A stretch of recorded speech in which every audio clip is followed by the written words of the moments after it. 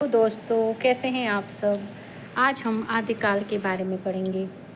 PGT में ये topic बहुत महत्वपूर्ण है। तो हिंदी साहित्य का आदिकाल अपनी साहित्यिक विविधता के लिए आधुनिक काल जैसा ही प्रसिद्ध रहा है।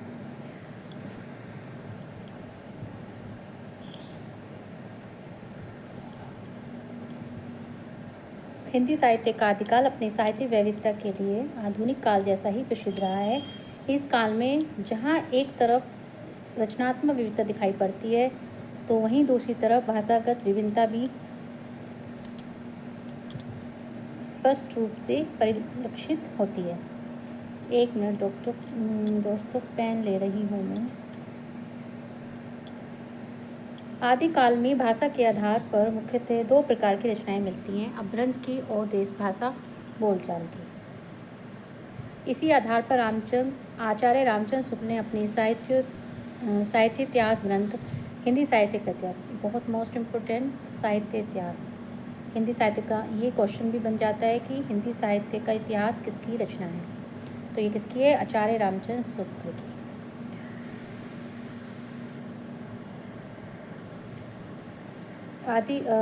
हिंदी साहित्य का इतिहास में ये जो रामचंद्र शुक्ल की इतिहास ग्रंथ है, साहित्य इतिहास ग्रंथ, इसमें आदिकाल का विवेचन किया। इसके अंतर्गत केवल 12 ग्रंथों को ही साहित्यिक मानते हुए इस प्रकार वर्गीकृत किया है। तो पहले है अपभ्रंश काव्य, विजयपाल रासो, हमीर रासो, कीर्तिलता, कीर्तिप्रता।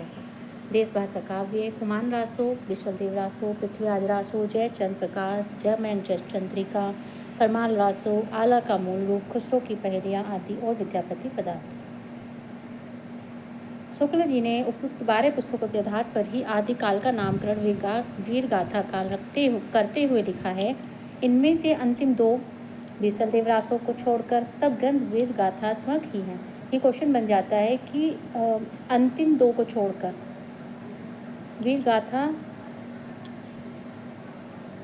अंतिम दो को छोड़कर, ये ध्यान रखना है कि ये अंतिम दो को छोड़कर, विशलदेव रासो को छोड़कर, और अंतिम दो और विशलदेव रासो जो सब ग्रंथ वीरगाथात्मक हैं।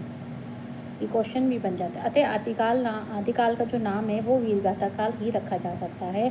तो ये क्वेश्चन बन जाता है कि आदिकाल का नाम वीरगाथा काल किसने रखा?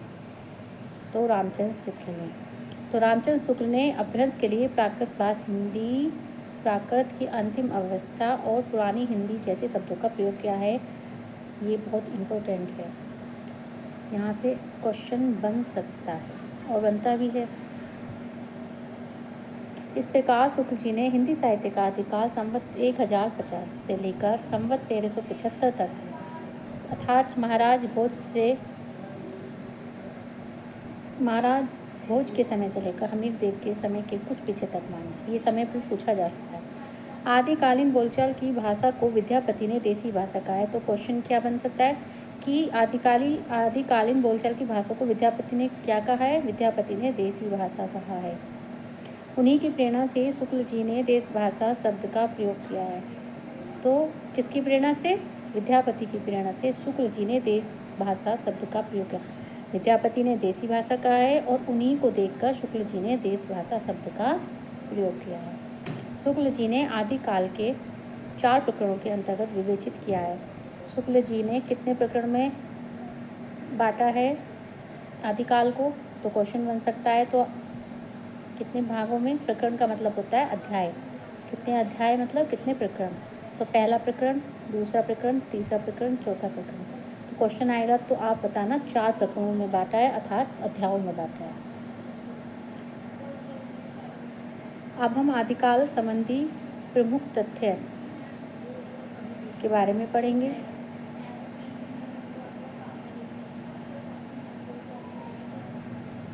दोस्तों, ये थोड़ा सा कट रहा है, मैं इसको बता देती हूँ क्या है। ये चारण काल है, ये जॉर्ज ग्रेशन ने लिखा है। प्रारंभिक काल मिश्रबंधु, प्रारंभिक काल गणपति चंद, वीरगाथा काल रामचंद्र शुक्ल, सिद्ध सामंत काल राहुल सांकृत्यायन, वीरकाल विश्वनाथ प्रसाद, संधिकाल चारण काल, आदिकाल हजारी प्रसाद द्विवेदी, जयकाल रमाशंकर शुक्ल रसाल, आधार काल सुमन राजे, अभ्रंश काल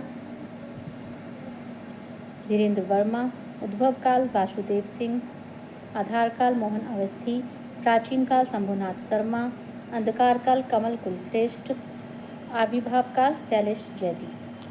दोस्तों आप इसको ऐसे भी याद कर सकते हैं। चारण काल, चारण काल सबको पता है, जॉर्ज ग्रेसन सबसे पहले। प्रारंभिक काल, तो प्रारंभिक काल मिश्र बंधु, और प्रारंभिक काल 2 पूछे जाते हैं, तो इसको ऐसे याद रखना। हम कोई भी कार्य अगर शुरू करते हैं तो सबसे पहले गणपति जी का नाम लेते हैं। तो सॉरी,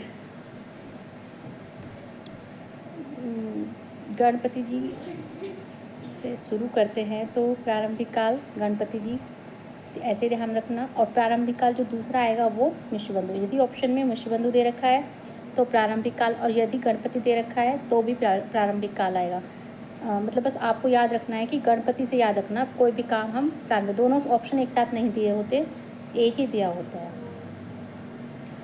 तो ऐसे याद रखना। वीर गाथा काल का सबको पता है, मैंने अभी पीछे पढ़ाया था, रामचंद्र शुक्ल। बीजप्पा काल, ये बहुत पूछा जाता है, महावीर प्रसाद द्विवेदी। बचपन, बीजप्पन, ऐसे याद रख लेना। और वीर काल, वी से याद रखना, वीर और विश्वनाथ, वी से वी का विश्व और वीर काल। संधि काल राम कुमार वर्मा, आदिकाल हजारी प्रसाद, और जयकाल, जयकाल का ऐसे याद रख लेना, शंकर कौन है, महाकाल, तो शंकर से महाकाल, तो जयकाल रमा शंकर शुक्ल रसाल। तो ये इसकी ट्रिक है, अच्छे से याद कर लेना। आधार काल सुमन राजे, अभ्रंश काल धीरेन्द्र वर्मा, उद्भव काल, तो उद्भव मतलब किसी चीज़ का उद्भव होना, मतलब शुरू होना। अब शुरू हम वासुदेव के नाम से ही करते हैं, वासुदेव। आधार हमारा क्या है, मोहन, भगवान शिव कृष्ण का नाम ही है मोहन। प्राचीन शंभुनाथ सिंह, देखिए इसमें भी भगवान जी का नाम है। शंभु कौन, भोलेनाथ, तो सबसे प्राचीन। अंधकार यानी कि अंधकार में, कुल श्रेष्ठ, तो अंधकार से याद करना, कुल श्रेष्ठ, जैसे कमल खिलता है अंधकार में। आविर्भाव काल शैलेश जैदी। तो इस तरह आप इन्हें याद कर सकते हैं ट्रिक के जरिए।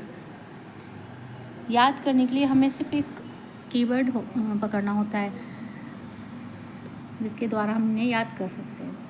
कई पुस्तकों में मिश्रबंधु के द्वारा आदिकाल का नाम प्रारंभिक काल बताया गया है, जबकि इन्होंने अपनी पुस्तक मिश्रबंधु विनोद में इसके लिए प्रारंभिक काल का ही प्रयोग किया है। अब हम पढ़ेंगे हिंदी का प्रथम कवि। हिंदी के जो प्रथम कवि हैं उनके प्रस्तोता, बहुत ही इम्पोर्टेंट होते हैं ये, और कोई ना कोई एक क्वेश्चन ज़रूर ही एग्ज़ाम में बनता है, टीजीटी पीजीटी की दृष्टि से बहुत इम्पोर्टेंट।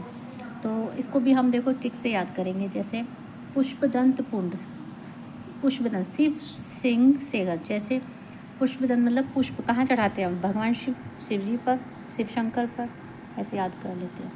शालिबत सूरी, तो शालिबत सूरी मतलब गणपति जी। गणपति चंद्रगुप्त मतलब गणपति गणपति बप्पा के कौन है, मूषक, मूषक की सवारी, तो उसी से याद कर लेते हैं। सूरी, सूरी मतलब गणपति चंद्र, मूषक की जो पूंछ होती है, सूरी इस टाइप से। और स्वयंभू, भू मतलब कौन थे, स्वयंभू भगवान राम। सरप्पा रामचंद्र शुक्ल, राहुल सांकृत्यान, सरप्पा किसके, राहुल सांकृत्यान। और अब्दुल रहमान बहुत इम्पोर्टेंट, हजारी प्रसाद द्विवेदी। विद्यापति डॉक्टर बच्चन सिंह, सबसे पहले कवि डॉक्टर विद्यापति, किसे हिंदी का प्रथम कवि जो है विद्यापति है, कौन मानते हैं, डॉक्टर बच्चन सिंह मानते हैं। चंद्रदाई रामचंद्र शुक्ल। तो इस तरह आप इन्हें याद कर लेना, ये बहुत इम्पोर्टेंट है। देवसेन कृत स्वर्गाचार्य को हिंदी का प्रथम रचना माना जाता है। क्वेश्चन है ये, बन सकता है कि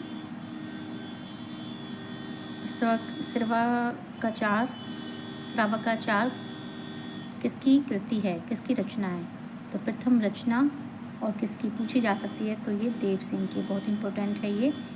जॉर्ज ग्रेसन ने आदिकाल के अंतर्गत 9 कवियों को शामिल किया था, तो 9 कवियों में ये नाम पूछे जा सकते हैं। तो आचार्य शुक्ल ने आदिकाल को अनिविश श्लोक प्रवृत्ति का युग कहा है आचार्य शुक्ल ने। विश्वबंधु ने आदिकाल में पहले 19 कवियों को शामिल किया था। पहले जॉर्ज गेश ने आदिकाल के अंतर्गत 9 कवियों को शामिल किया था। मिश्र ने आदिकाल में पहले 19 कवियों को शामिल किया था। फिर अगले संस्करण में सिद्धों और नाथों को शामिल कर संख्या 75 कर दी। तो नाथों की संख्या पूछी जाती है, तो नाथों की संख्या कितनी है? 9। आदिकाल में पहले 19 कवियों को शामिल किया था। किसने? मुश्यबंधु ने। आचार्य शुक्ल ने आदिकाल को अनिविश श्लोक प्रवृत्ति का युग कहा है। किसने कहा है अनिविश श्लोक प्रवृत्ति का युग? आचार्य शुक्ल ने। किसको? आदिकाल को। आचार्य जयप्रसाद द्विवेदी ने आदिकाल को अत्यधिक विरोधी और व्यक्तित्व का युग घोषित किया है। रामचंद्र शुक्ल, उस समय जैसे गाथा कहने से प्राकृत का बोध होता था, वैसे ही दोहा या दुहा कहने से अभ्रंश का पद समझा जाता है। अक्सर ये कथन पूछे जाते हैं, इन्हें अंडरलाइन कर लीजिए, ये बहुत ही मोस्ट इम्पोर्टेंट है। वैसे ही ये क्वेश्चन बन जाता है कि जैसे प्राकृत का बोध होता है, वैसे ही दोहा या दुहा कहने में अभ्रंश का पद समझा जाता है। तो किसने कहा? रामचंद्र शुक्ल ने। ऐसे आचार्य प्रसाद द्विवेदी का दोहा या दुहा अभ्रंश का अपना छंद है। तो उसी प्रकार जिस प्रकार गाथा प्राकृत का अपना छंद है। आचार्य प्रसाद द्विवेदी ने अपने ग्रंथ हिंदी साहित्य का आदिकाल में लिखा है इस प्रकार: 10वीं से 14वीं शताब्दी का काल, जिसे हिंदी का आदिकाल कहते हैं, भाषा की दृष्टि से अभ्रंश का ही बढ़ाव है। आदिकाल साहित्य विविध स्वरूप। अब आ गए आदिकाल साहित्य विविध स्वरूप। सबसे पहले अभ्रंश साहित्य पढ़ेंगे। शुक्ल जी के मतानुसार अभ्रंश नाम पहले पैल वल्लभी के राजा धारसेन द्वितीय के शिलालेख में मिलता है, जिसमें उसने अपने पिता घोड़सेन विक्रम संवत 650 से पहले को संस्कृत, प्राकृत और अभ्रंश तीनों का कवि कहा है। डॉक्टर हृदय भारी ने 7वीं सदी से 11वीं सदी के अंत तक को अभ्रंश का स्वर्णकाल माना है। अभ्रंश में 3 प्रकार के पद मिलते हैं: दोहा पद, पदड़िया पद, गेय पद, बंद। ये तीनों पद पूछे जा सकते हैं कि क्वेश्चन बन सकता है कि कितने प्रकार के बंद मिलते हैं अभ्रंश में, तो 3। ये भी बन सकता है कि कौन कौन सी, तो दोहा, पदड़िया और गेय पद। तो अभ्रंश का जो चैत काव्य है, किसी चैत विशेष पर आधारित काव्य पदड़िया बंद में लिखा गया है। पदड़ी 16 मात्राओं का छंद है। इसमें लिखे जाने वाले काव्य को पदड़िया बंद कहा जाता है। चैत काव्यों में पदड़िया छंद की 8-8 पंक्तियों के बाद धत्ता दिया, इसे कड़वक कहते हैं। ये क्वेश्चन पूछा गया है, इसे कड़वक कहते हैं। कड़वक किसे कहते हैं? तो किसे कहते हैं? 8-8 पंक्तियों के बाद धत्ता दिया जाता है। तो इस तरह से क्वेश्चन बन जाता है कि 8-8 पंक्तियों के बाद धत्ता दिया जाता है, उसे क्या कहते हैं? तो कड़वक कहते हैं। जो इंदु, योगिंद्र, इसकी रचना पूछी जाती है। जो इंदु ने क्या लिखा है? योगिंद्र ने जो इंदु लिखा है।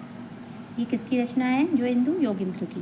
तो ऐसे याद रख लेना कि जो इंदु, देखो जय और यो सेम आवाज़ आ रही है ना, इस तरह आप इसको याद रख सकते हैं। 6वीं सदी के कवि जो इंदु से दोहा छंद का आरंभ माना जाता है। तो दोहा छंद का आरंभ किससे माना जाता है? दोहा छंद का आरंभ माना जाता है 6वीं सदी के कवि जो इंदु से। अभ्रंश से दोहे की शुरुआत मिलती है। जो इंदु की 2 रचनाएं हैं, प्रमाद प्रकाश और योग सार। बहुत इम्पोर्टेंट क्वेश्चन है ये सब जो मैं आपको पढ़ा रही हूँ, इनको ध्यान रखना और याद करना। और कोई भी कीवर्ड आप पकड़कर इनको याद रख सकते हैं। ऐसे जो इंदु, स्वयंभू, ये सब मोस्ट इम्पोर्टेंट आदिकाल के कवि हैं। इनका क्रम भी पूछा जा सकता है कि जो इंदु का कब है और सन, और स्वयंभू का। तो स्वयंभू देखो 783 ईस्वी को जैन परंपरा का प्रथम कवि। तो प्रथम कवि किसे माना जाता है जैन परंपरा का? तो स्वयंभू को माना जाता है। इनके 3 ग्रंथ माने जाते हैं: पयमचरु, रिठणेमिचरु, स्वयंभू छंद। तो 3 ग्रंथ माने जाते हैं: पयमचरु, रिठणेमिचरु, स्वयंभू छंद। पयमचर्यु में राम का चरित्र विस्तार से वर्णित है, जिसमें राम को अंत में मुनिंद्र से उपदेश के बाद जैन आदर्शों के अनुकूल निर्वाह प्राप्त करते दिखाया गया। पयमचर्य 5 कांड, 83 संधियों वाला विशाल महाकाव्य, यह अभ्रंश का आदि काव्य माना जाता है। पयमचर्य को स्वयंभू के पुत्र त्रिभुवन ने पूरा किया। क्वेश्चन बन सकता है कि स्वयंभू के पुत्र त्रिभुवन, पयमचर्य को किसने पूरा किया? तो स्वयंभू के पुत्र त्रिभुवन ने। पयमचर्य को पयमचर्य को स्वयंभू के पुत्र त्रिभुवन ने पूरा किया। तो पयमचर्य को किसने पूरा किया? त्रिभुवन ने। कौन थे ये? स्वयंभू के पुत्र थे। तुलसीकृत रामचरितमानस पर इसका प्रभाव पड़ा। डॉक्टर बिहारी ने इन्हें अपभ्रंश का कालिदास किया है, तो डॉक्टर बिहारी ने। तो अपभ्रंश का कालिदास किसे कहते हैं? रामचरितमानस तुलसीकृत, इसका बहुत प्रभाव पड़ा। डॉक्टर बिहारी ने क्या कहा है? अपभ्रंश का कालिदास तुलसीकृत रामचरितमानस पर अपभ्रंश का कालिदास कहा है। अपभ्रंश में कृष्ण कथा के आरंभ का श्रेय भी स्वयंभू को ही दिया जाता है। स्वयंभू का अपभ्रंश भाषा का वाल्मीकि तथा व्यास कहा जाता है। इन्होंने अपनी भाषा को देसी भाषा कहा है। पुष्पदंत मूलतः शैव थे, परंतु बाद में अपने अश्वदाता के अनुरोध से जैन हो गए। इनके समय को लेकर विवाद है। शिव सिंह सेगर ने 7वीं शताब्दी और हजारी प्रसाद ने 9वीं शताब्दी माना है। सामान्यतः 972 ईस्वी 10वीं शती का समय माना जाता है। 972 अर्थात मतलब लगभग 10वीं के करीब। शिव सिंह सेगर ने 7वीं शताब्दी और ये हजारी प्रसाद 9वीं शताब्दी, इसको याद रखना। ये बहुत डीपली क्वेश्चंस पूछे जाते हैं अक्सर, आजकल को पता है पैटर्न बदल रहा है। शिव सिंह सेगर ने 7वीं, तो याद रखना शिव सिंह सेगर से 7वीं और हजारी प्रसाद 9वीं शताब्दी। तो पूछा जा सकता है कि हजारी प्रसाद ने कौन सी शताब्दी? तो 9वीं, और शिव सिंह सेगर ने 7वीं। दोस्तों मैं बीच बीच में आपको ये भी बताती चलती हूँ कि क्वेश्चन कहाँ से पूछे जाते हैं और क्या क्वेश्चन बन सकता है, तो ध्यान रखिए। और इन पॉइंट को जो मैं आपको बताती हूँ इनको प्लीज़ नोट डाउन करके रखिए। इनकी 3 रचनाएं मिलती हैं: 63 महापुरुषी, गुणालंकार, महापुराण। नय कुमार चरियु, जसर चरियु को यशधर चरित भी बोलते हैं। कभी कभी जसधर चरियु की जगह यशधर चरित भी आ जाता है। महापुराण में 63 महापुरुषों का जीवन चरित्र, तो पूछा जा सकता है महापुराण में कितने महापुरुषों का जीवन चरित्र? तो 63। तीनों चरित्र आख्यान काव्य है। चरित्र काव्य में चौपाई छंद का प्रयोग हुआ है। कौन से छंद का? चौपाई छंद का।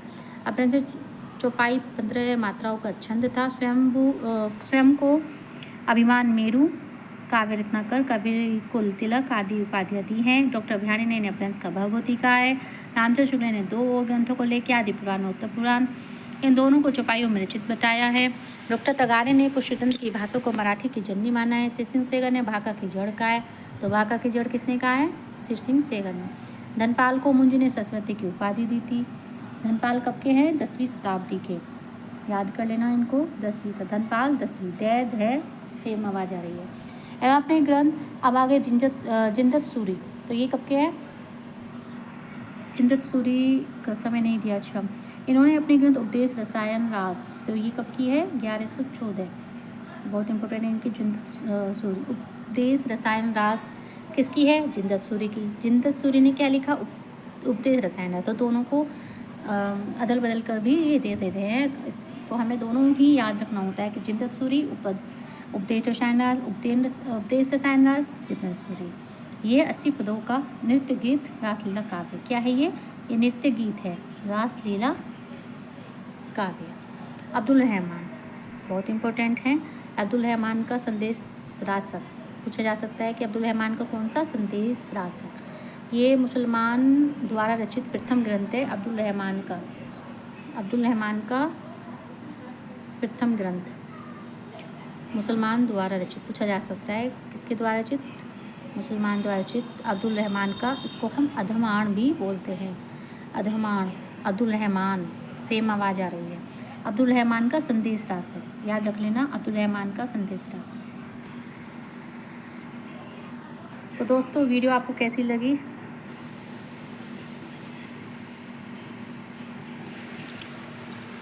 आगे ही हम ऐसी और वीडियो लेकर आएंगे।